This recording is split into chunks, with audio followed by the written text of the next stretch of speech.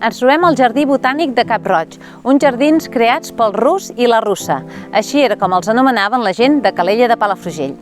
El 1927 van arribar a casa nostra comprant terrenys a dojo, amb un somni, crear un jardí i un castell de conte de fades.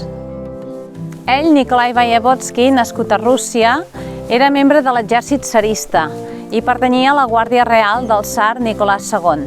Ella, Dorothy Webster, d'origen irlandès, pertanyia a l'alta societat anglesa.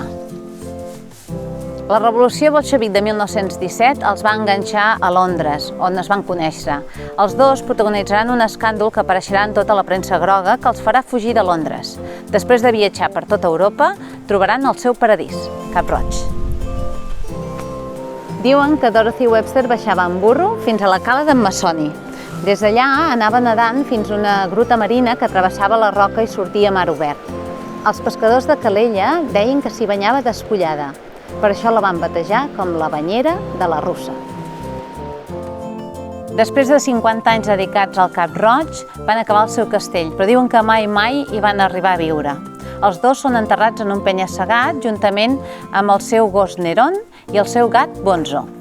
La seva tomba està presidida per una creu ortodoxa de 2 braços mirant cap a Crimea, Rússia, com era el seu desig.